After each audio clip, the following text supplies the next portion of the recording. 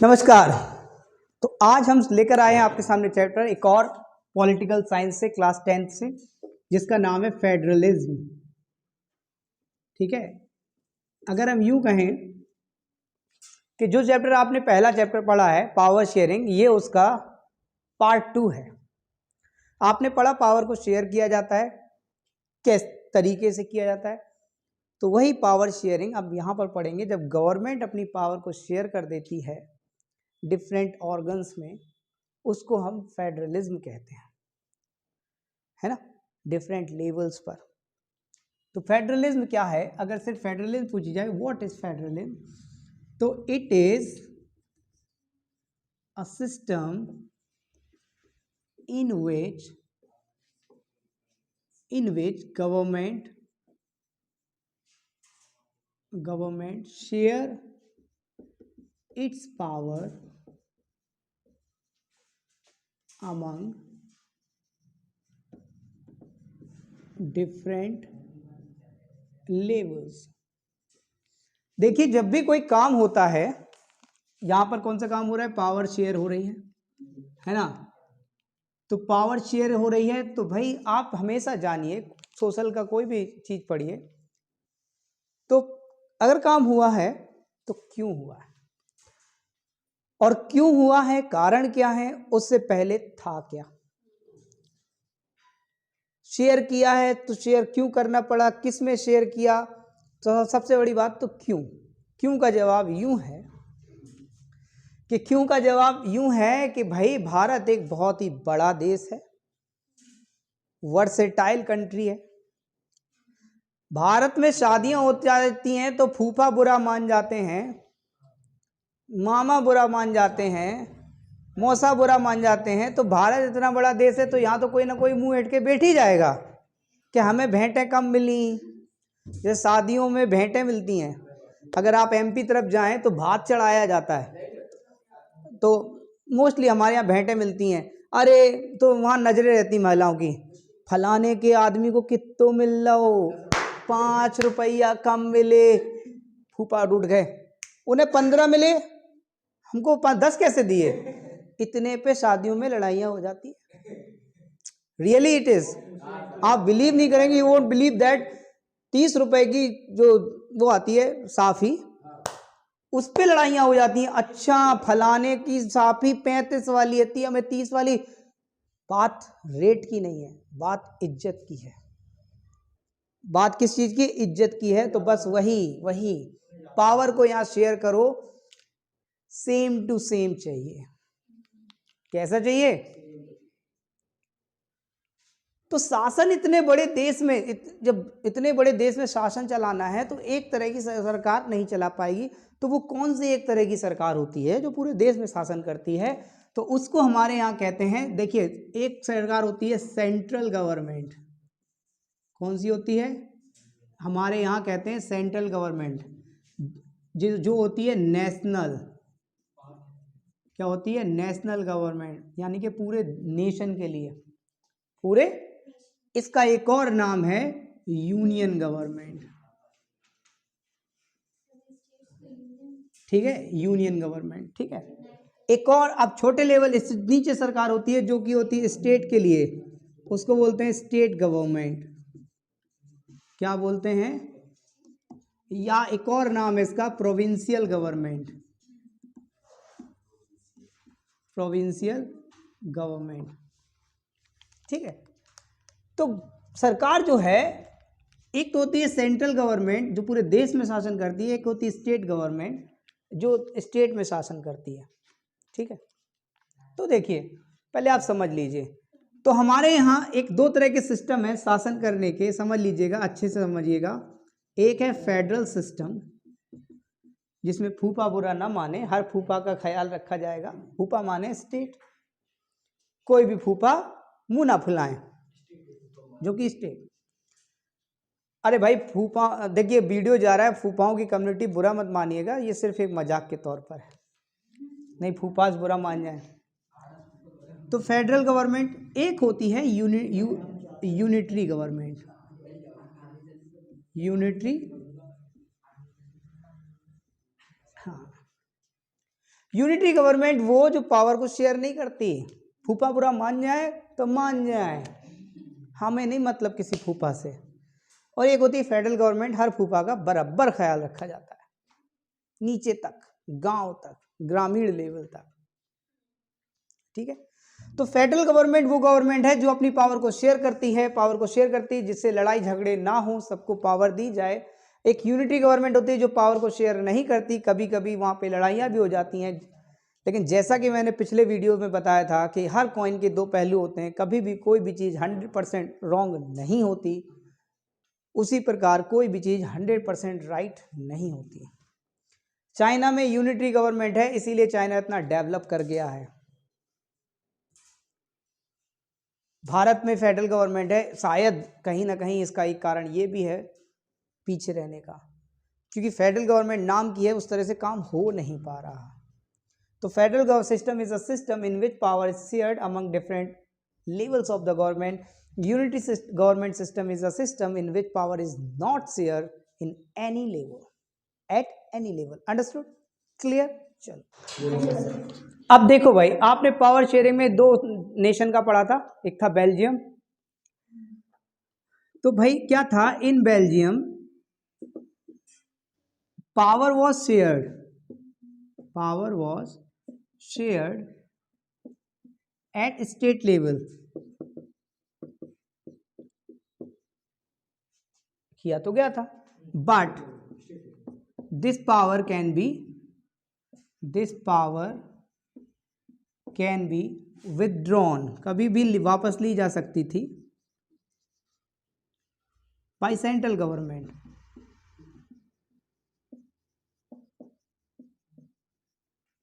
So that was not federal system, यानी कि state जो थे they were dependent on central government, dependency थी, ठीक है। इन 1993 they changed their constitution. How many times? 4. Yeah, 4 times. In 1993 finally they changed their constitution, and अब जो power share की गई, अब जो पावर स्टेट को दी गई, उसको वापस नहीं ले सकती थी central government. Now they become completely federal system, ठीक है। इन 1993 they changed the constitution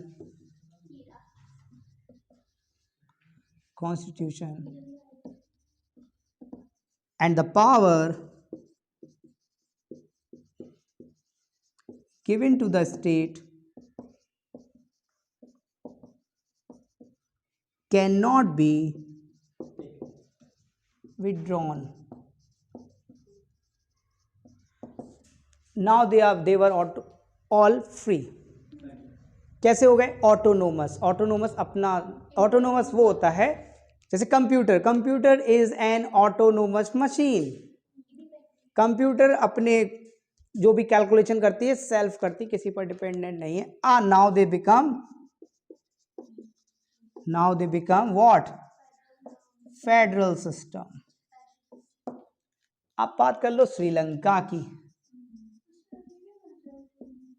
Sri Lanka did not share the powers, did it? तो ये क्या रहे? ये यूनिटरी रहे। समझ गए ना क्या होता है unitary? Clear?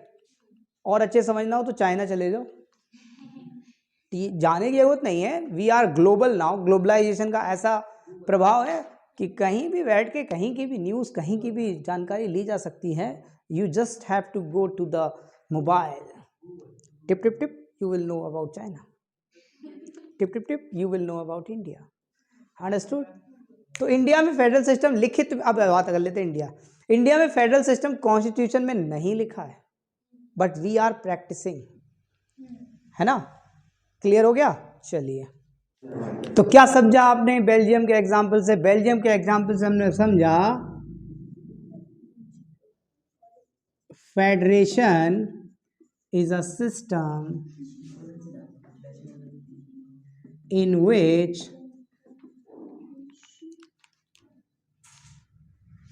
power is shared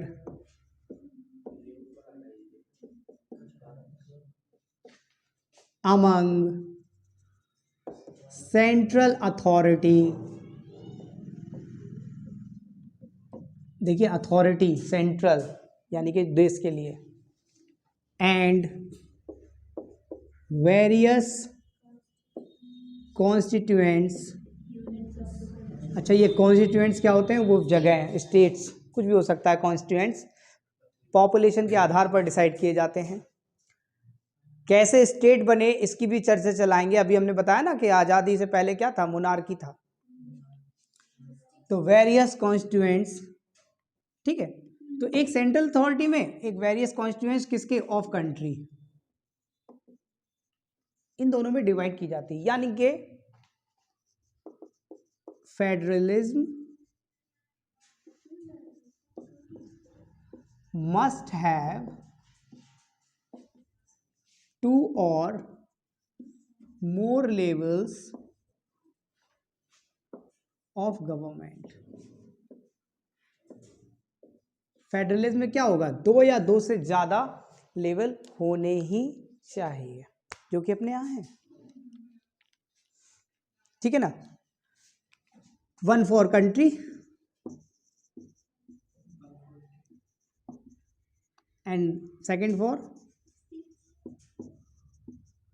small level. अब वो स्मॉल लेवल क्या हो सकता है, वो स्मॉल लेवल स्टेट हो सकते हैं, सिटीज हो सकते हैं, गांव हो सकते हैं, कुछ भी हो सकते हैं। तो इनके पास अपनी पावर, इनके पास अपनी पावर है, ठीक, तो उसको हम फेडरलिज्म बोलते हैं। अब नाली साफ करने की बात आए, नाली साफ करवानी है ना, तो प्रधानमंत्री के पास थोड़ी जाओगे, बताइए आप। स्कूल में किस भाषा में पढ़ाएं, क्योंकि भारत एक डिफरेंट लिंग्विस्टिक कंट्री है, मैनी लैंग्वेजेस आर देयर। तो भाई चलो स्टेट को दे दिया कि तुम समझो, क्योंकि ये मुद्दे स्टेट बेटर समझ सकता है। गांव में क्या समस्या है, गांव में रहने वाला व्यक्ति समझेगा या कोई दिल्ली में बैठा है वो समझेगा। अब गुंतक्कल में क्या हो रहा है, गुंतक्कल में क्या हो रहा है, गुंतक्कल का नाम भी नहीं सुना होगा आप लोगों ने। गुंतक्कल में क्या हो रहा है, ये कोयम्बटूर में रहने वाला व्यक्ति कैसे बता सकता है, या कोयम्बटूर में क्या हो रहा है ये पटना में रहने वाला व्यक्ति क्या जाने। या फिर अगर हम कह दें गुजरात में शायद जामनगर या से आने वाला व्यक्ति कोई अगर पहुंच गया है ऊंचे लेवल तक, वो क्या जाने कि मैंगलोर की प्रॉब्लम क्या है ना। तो ये समस्याएं लोकल लेवल पे रहने वाला व्यक्ति ज्यादा जान सकता है। Yes it is. कैसी वनस्पति, तो इसलिए पावर को शेयर करना जरूरी होता है ताकि मुद्दों को आसानी से जाना जा सके और उनका सॉल्यूशन किया जा सके। 2 चीजें हैं, जानना मात्र सॉल्यूशन नहीं होता। समस्या है, समाधान वो खोज सकता है जो समस्या को जानता है। मुझे मैथ्स नहीं आती और कह दिया जाए मैथ्स की समस्या हम सुलझाएं, तो हम कैसे सुलझाएं, हमको तो आती ही नहीं है। तो समस्या का समाधान जानने वाला व्यक्ति ही समस्या को सुलझा सकता है। बात समझ गए। और समाधान जानने वाला व्यक्ति कौन होगा, जो समस्या से वाकिफ होगा। समस्या आई क्यों और कैसे जानना चाहिए, तब सुलझा पाएंगे आप। बात समझ गए। इसलिए पावर शेयर करनी पड़ती है, इसलिए फेडरलिज्म की जरूरत पड़ती है। तो हम कह सकते हैं फेडरलिज्म इज कॉन्ट्रास्टेड, यानी कि ऑपोजिट, विरोधाभास of unitary government. Unitary government, तो यानी कि फेडरलिज्म जो है वो कंट्रास्टेड होती है किसके, यूनिटरी गवर्नमेंट में। यूनिटरी गवर्नमेंट का एकल शासन, फेडरलिज्म का मतलब बहुशासन, कई लोग यहाँ पर शासन व्यवस्था को देख रहे हैं। यूनिटरी में एक ही व्यक्ति एक ही चीज कंट्रोल कर रहा है पूरे शासन व्यवस्था को, है ना। तो यूनिटरी गवर्नमेंट में देखिए, यूनिटरी गवर्नमेंट का मतलब ये नहीं कि एक ही प्रकार की शासन। तो क्या होता है कि in an unitary government, in a unitary government there can be one level or more than one level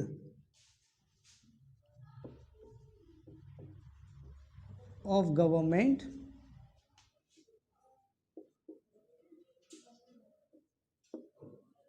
can be there.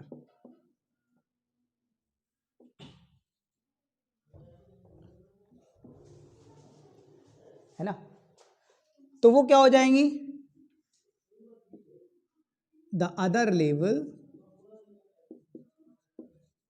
levels will be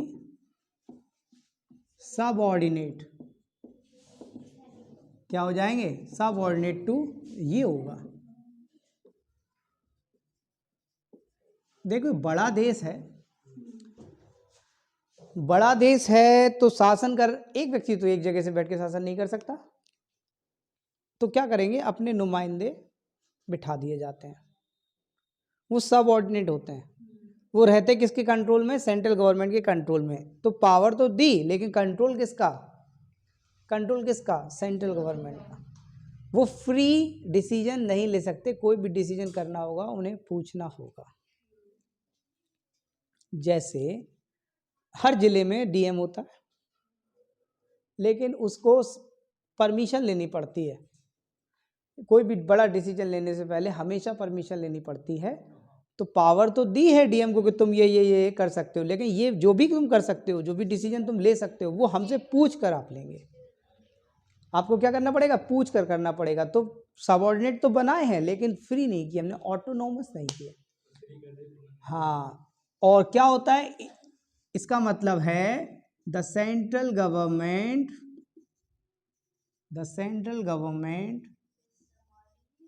control, किसको कंट्रोल करती है, द स्टेट गवर्नमेंट। तो ये क्या हो जाती है, ये हमारी हो जाती है यूनिटरी गवर्नमेंट। ये क्या है हमारी। अब अगर हम फेडरल गवर्नमेंट की बात कर लें, ठीक है, तो होता क्या है, in a federal government,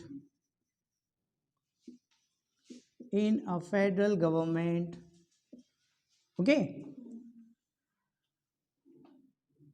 central government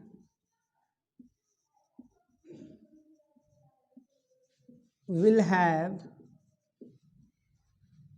no control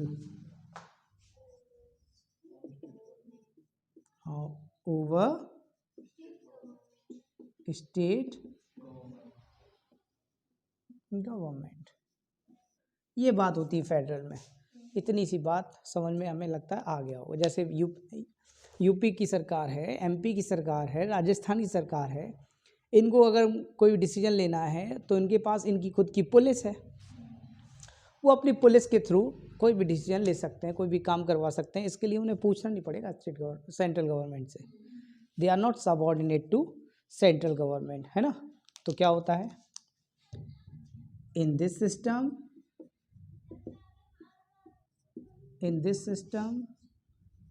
state government is not subordinate to central government। इतनी बात समझ में आ गई, चलिए इतनी बात समझ में आ ही गई होगी, है ना। चलो अब बात कर लेते हैं की features of federalism.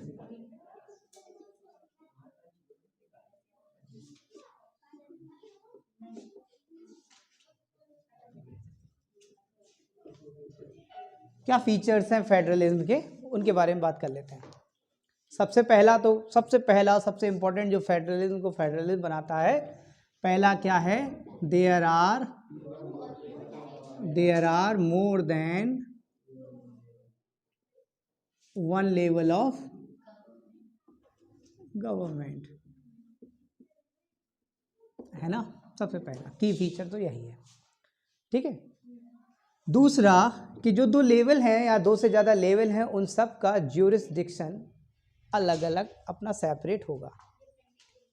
Each level has his own jurisdiction related to taxation, legislation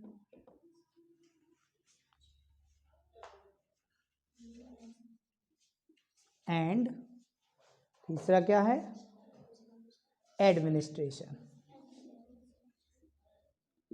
administration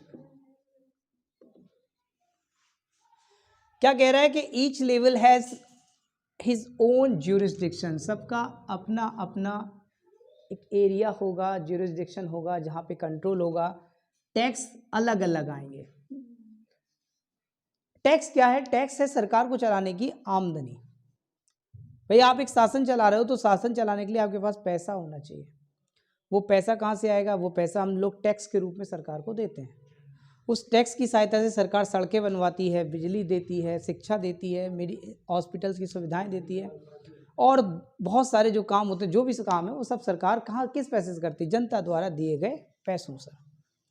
तो वो पैसा आता है टैक्स के रूप में। जैसे सेंट्रल गवर्नमेंट को इनकम टैक्स है, वो सेंट्रल गवर्नमेंट के पास जाता है। इसी प्रकार स्टेट गवर्नमेंट के भी अपने खुद के टैक्स होते हैं।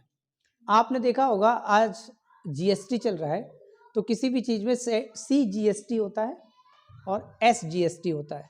सेंट्रल जीएसटी जो सेंट्रल गवर्नमेंट के पास जाता है, SGST यानी कि स्टेट जीएसटी जो स्टेट गवर्नमेंट के पास जाता है। ये उसकी इनकम हो गया। इसके अलावा भी सोर्स ऑफ इनकम होते हैं, जैसे कि आपने देखा होगा शराब में आबकारी टैक्स लगता है, जो स्टेट गवर्नमेंट का आमदनी का एक मुख्य सोर्स है। आपने कुछ चीज़ों में पाया होगा कि स्टेट टू स्टेट प्राइस में डिफरेंस होता है।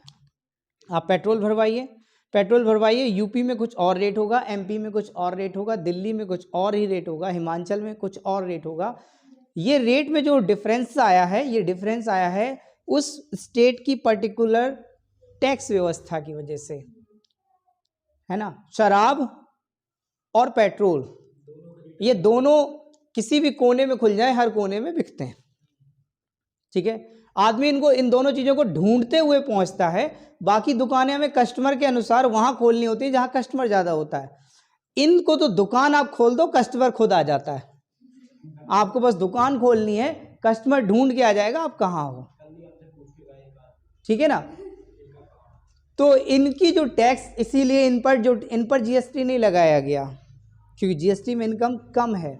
इन पर स्टेट अपनी मन मर्जी से टैक्स लगाती, जिसको जैसा खर्चा करना हो। जैसे यूपी एक बड़ा स्टेट है, पॉपुलेशन ज़्यादा है, तो इनको ज़्यादा पैसे की ज़रूरत पड़ेगी। तो इस हिसाब से अपनी अपनी टैक्स व्यवस्था है, अपने अपने पैसे कमाने के तरीके हैं।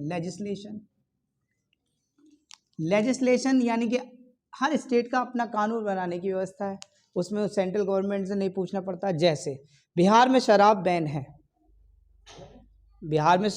है, गुजरात में शराब बैन है, यूपी में बिक रही है। तो भाई बिहार का कानून उन्होंने बनाया है लेजिस्लेटिव असेंबली में कि शराब नहीं बेचनी है, तो सेंट्रल गवर्नमेंट से नहीं पूछा उन्होंने, नहीं बेचनी मतलब नहीं बेचनी, है ना। तो लेजिस्लेशन उनका खुद का काम कर रहा है। कौन सा सिलेबस चलेगा, क्या क्या पढ़ाया जाएगा, ये भी स्टेट गवर्नमेंट तय करती है। स्टेट गवर्नमेंट को अथॉरिटी होती है प्राइमरी एजुकेशन में, जूनियर एजुकेशन में अपने हिसाब से डिसाइड करने का। इसके बाद आता है एडमिनिस्ट्रेशन के लिए पुलिस है ना, सरकारी विभाग हैं, लेखपाल, वीडियो, ये सब किसके अंडर आते हैं? स्टेट गवर्नमेंट के अंदर। तो यानी कि एक फेडरल गवर्नमेंट में सबके पास अपना अपना न्याय क्षेत्र होता है, किसके लिए? टैक्सेशन के लिए, लेजिस्लेशन के लिए और एडमिनिस्ट्रेशन के लिए। उसको हम फेडरलिज्म कहते हैं। बात समझ में आ गई? इसके बाद ये जो ज्यूरिसडिक्शन दिया है, ये जो न्याय क्षेत्र दिया है, कोई ले नहीं सकता। ये कॉन्स्टिट्यूशनली गारंटेड होता है, because it is written in constitution. खत्म हो गया। The jurisdiction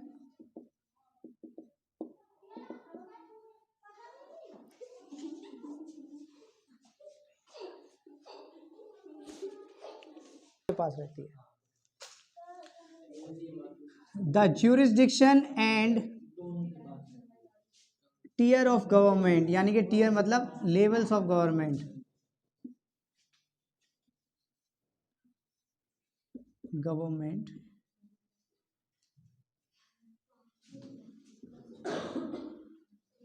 are written in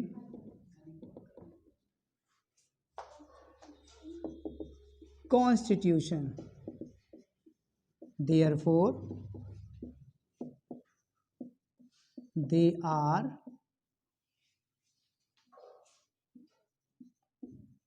constitutionally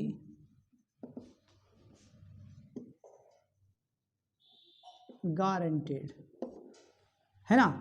देखो जो भी चीज कॉन्स्टिट्यूशन में लिखी होती है वो कॉन्स्टिट्यूशनली यानी कि संवैधानिक रूप से माननी ही पड़ेगी। कोई सरकार ये नहीं कह सकती कि हम तुम्हारे ये लेवल ये जो है तुम्हें पावर दी गई है हम छिना लेंगे, नहीं छीन सकते, ये कॉन्स्टिट्यूशन में लिखा है, कॉन्स्टिट्यूशनल पावर है। ठीक है, कॉन्स्टिट्यूशनल पावर की रक्षा कौन करता है अगर कभी ऐसा होता है? तो हमारे यहाँ बताया गया हॉरिजॉन्टल पावर शेयरिंग, इसी को कहते हैं चेक एंड बैलेंस। अगर कहीं ऐसा है तो फिर वहां पे आती है सुप्रीम कोर्ट। आपके जितने भी कॉन्स्टिट्यूशनल राइट्स होते हैं उनकी रक्षा कौन करता है? Supreme court. आप सुप्रीम कोर्ट में अप्लाई कर सकते हैं। ठीक है, चलिए इसके बाद आगे नेक्स्ट है ना। अब ये कॉन्स्टिट्यूशन में लिखा है तो वो कहें कि हम भैया कॉन्स्टिट्यूशन ही बदल दे रहे हैं। हाँ, इसका की फीचर है नेक्स्ट, द कॉन्स्टिट्यूशन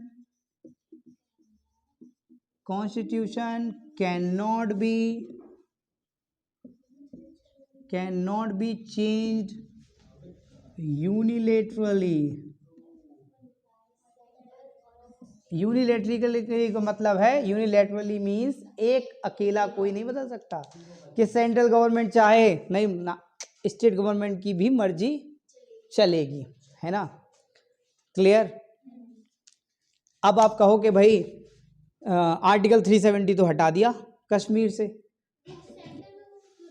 तो भाई उसकी बहुत बड़ी कहानी है। कुछ संविधान में लिखा हुआ है कि अगर आपका स्टेट गवर्नमेंट में जो विधानसभा है, लेजिस्लेटिव असेंबली नहीं चल पा रही 6 महीने, तो वहाँ पे आपका राष्ट्रपति शासन प्रेसिडेंट रूल चल रहा है, फिर प्रेसिडेंट लिख के दे दे अगले 6 महीने भी वहाँ सरकार नहीं हो सकती, चुनाव नहीं हो सकता, कुछ ऐसी स्थितियाँ हैं, 1 साल हो जाए फिर और, तो इसके बाद आपकी सेंट्रल गवर्नमेंट स्टेट गवर्नमेंट का काम करेगी, यानी कि जो लोकसभा है वो वहाँ की विधानसभा के रूप में काम करेगी। तो जब वो लोकसभा विधानसभा बन गई, parliament becomes the legislative assembly of Jammu and Kashmir, तो वो बिल पास हो गया।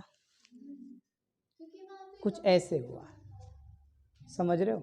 ये कोई 1-2 दिन की योजना नहीं थी, ये बहुत लंबी योजना थी, है ना। तो कोई भी कॉन्स्टिट्यूशन अकेले चेंज नहीं कर सकता, तो फिर कैसे चेंज होगा? कैसे चेंज होगा? तो इसमें central government along with state governments का भी सपोर्ट होना चाहिए। जब तक 2/3 majority of state government will not support to the change, the fundamental change can not be there. मूल रूप से संविधान में परिवर्तन नहीं हो सकते। बात समझ में आई? चलो आगे देखो। तो आगे इसमें है such changes require the consent, consent means होता है सहमति, consent of both the government.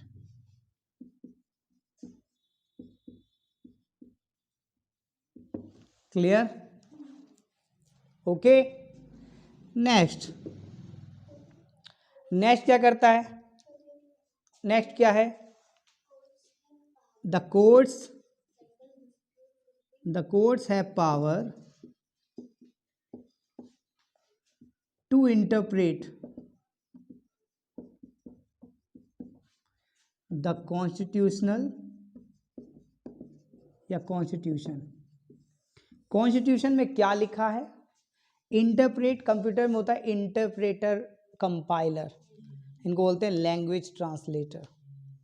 तो डिस्प्यूट हो गया तो कोर्ट कहेगा कि कॉन्स्टिट्यूशन में ऐसा ऐसा लिखा है, कॉन्स्टिट्यूशन के लिखे हुए नियमों को व्याख्या करने का अधिकार कोर्ट को है।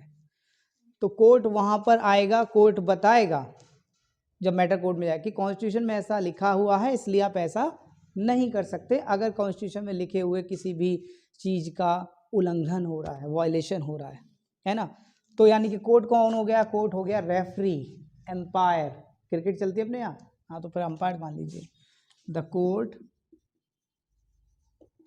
Act as an umpire in these type of situation।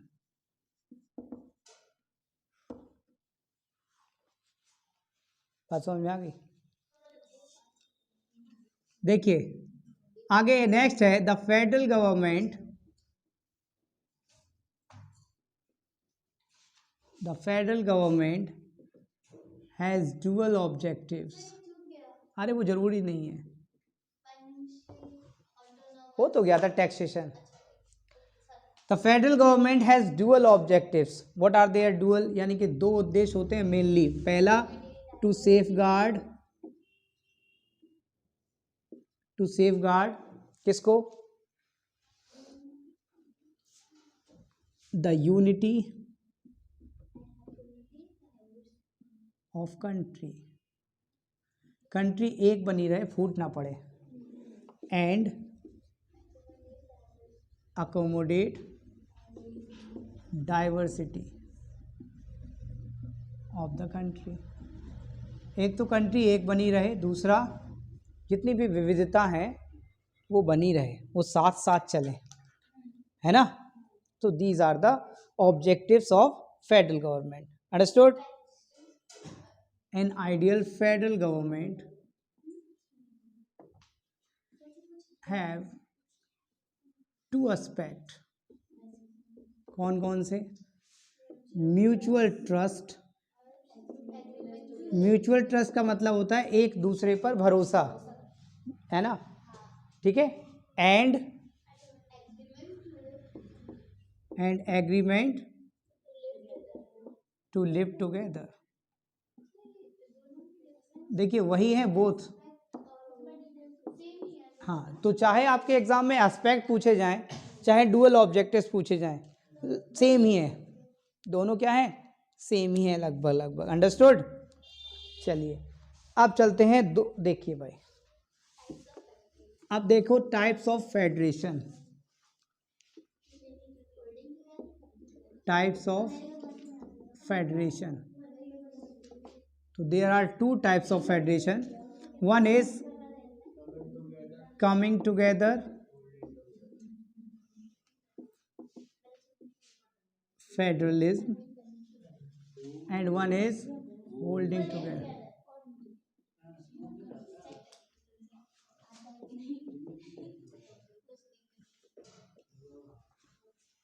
ठीक है, coming together and holding together. Coming together में क्या होता है कि जो स्टेट होते हैं, स्टेट है ना, ग्रुप्ड इकट्ठे हो जाते हैं एंड फॉर्म अ लार्ज या लार्ज यूनिट, एक बड़ी यूनिट बना लेते हैं। ठीक है, क्यों बना लेते हैं उसका भी कारण है। देखो जब हम संगठित रहेंगे, कहते हैं ना एक लकड़ी, तो बचपन से आपने सुनते हुए बड़े हुए होंगे, एक लकड़ी को आप आसानी से तोड़ दे सकते हैं, लेकिन जब लकड़ियां इकट्ठी हो जाएं तो आप उन्हें नहीं तोड़ सकते, है ना? सो यहाँ पर क्या है, एक स्टेट को तो कोई भी युद्ध करके जीत सकता है, लेकिन जब वो स्टेट एक साथ हैं तो वो पावरफुल है। तो स्टेट एक साथ आकर एक लार्ज यूनिट बना लेते हैं ताकि so that they may be more powerful हो जाते हैं, है ना? अब करते क्या है, ये कहते हैं कि देखो भाई, स्टेट से रिलेटेड जो स्टेट के रोज के मुद्दे हैं, हमें वहां पे शासन चलाना है, हमें अपने लोगों को देखना है, तो लोगों से रिलेटेड शासन हम सारे चलाएंगे। फेडरल गवर्नमेंट भी वही है। फेडरल गवर्नमेंट में क्या है कि सबके सब शासन एक ही व्यक्ति पर करते हैं। मतलब हमारे ऊपर मोदी जी का भी शासन चल रहा है, योगी जी का भी चल रहा है। स्टेट गवर्नमेंट भी उन्हीं लोगों पर शासन करती है जिन पर सेंट्रल गवर्नमेंट करती है। ऐसा नहीं कि सेंट्रल गवर्नमेंट के लिए अलग लोग होते हैं, करते दोनों एक ही लोगों पर शासन है, लेकिन ज्यूरिसडिक्शन अलग अलग होते हैं, जैसा कि आपको बताया गया था अभी। टैक्सेशन उनके लिए कुछ नियम वो बनाएंगे सेंट्रल गवर्नमेंट, कुछ नियम। तो ये वही कह रहे हैं, ये कह रहे हैं कि ताकि हम अपने स्टेट से लोगों के रिलेटेड, लोगों के हितों के सारे काम हम करेंगे, पुलिस सारा हम करेंगे, सुरक्षा भी हम देखेंगे। लेकिन जब कोई ऐसा आएगा कि अब कोई बाहर का देश से रिलेशन चलाना है, इम्पैक्ट तो वो भी डालेगा हमारे देश के लोगों पर, तो हम आपको पावर दे रहे हैं, वो डिसीजन आप ले लीजिएगा, बड़े बड़े डिसीजन आप ले लीजिएगा। अब वो डिसीजन क्या होते हैं, जैसे एटॉमिक पावर के हैं, है ना, फॉरेन पॉलिसी हैं, दूसरे देशों से कैसे संबंध रखना है, ये सब तो वो दे देते हैं बड़ी पावर को। बात समझ में आ गई? इसके एग्जाम्पल्स में आ जाते हैं यूएस, है ना, स्विट्जरलैंड,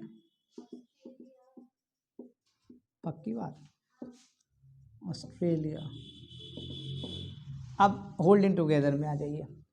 होल्डिंग टुगेदर में क्या होता है, सेंट्रल गवर्नमेंट या big unit, central government share its power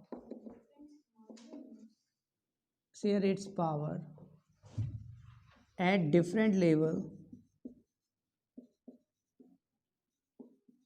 levels means states,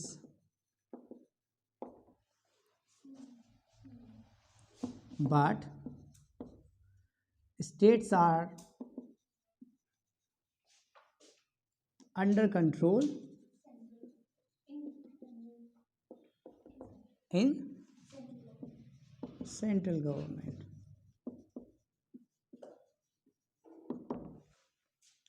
अब फिर आप कहोगे ये तो फेडरेशन ही नहीं है, ये तो आपने सिखाया था कि फेडरलिज्म में नहीं है। देखिए, अंडर कंट्रोल का मतलब ये है कि आपको हमने पावर तो दे दी, आप ऑटोनोमस यूज कीजिए, हमसे नहीं पूछना है। लेकिन अगर कभी आप ऐसा करने लगे कि हम अलग होना चाहते हैं, तो आप नहीं हो सकते, वो कंट्रोल हमारे पास रहेगा, वो कंट्रोल आपके पास नहीं है। यहाँ पर ये अगर कहें हमें अलग होना है, तो इनके पास है पावर, ये हो सकता है, इनके कॉन्स्टिट्यूशन में लिखा है, यहाँ नहीं है। That is the difference. यहाँ पे ऐसा नहीं है कि ये चाहें और कहते हैं हमें अलग होना, नहीं हो सकते आप। ये सेंट्रल गवर्नमेंट इसका कंट्रोल है, मनमानी नहीं कर सकते। फ्री हैं आप, पूरी तरह से फ्री नहीं है। समझ गए, नहीं समझ गए? इसमें आता है हमारा प्यारा सा भारत और उसका प्यारा सा एक और पाकिस्तान, बेल्जियम,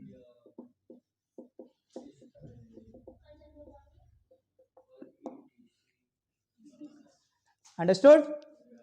बात समझ में आ गई? अब देखिए, इन दिस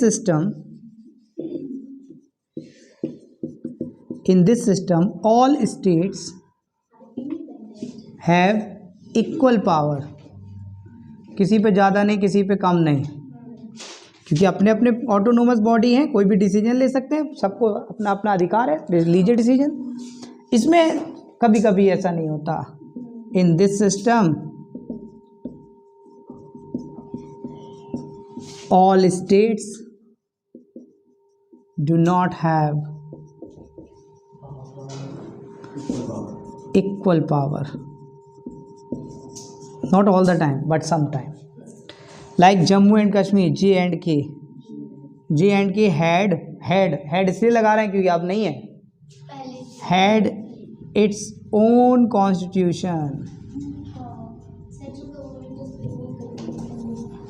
अभी भी है। देखो, पहाड़ी जो इलाके होते हैं वहाँ पर स्टेट को अलग से पावर दी जाती हैं, आप वहाँ पे मकान नहीं बना सकते, क्योंकि अगर सबको अलाउ कर दें जाइए मकान बनाइए,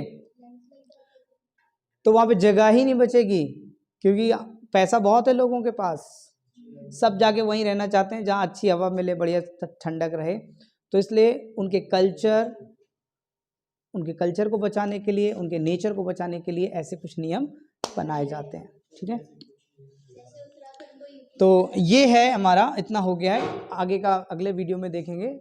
नमस्कार, हैव अ नाइस डे।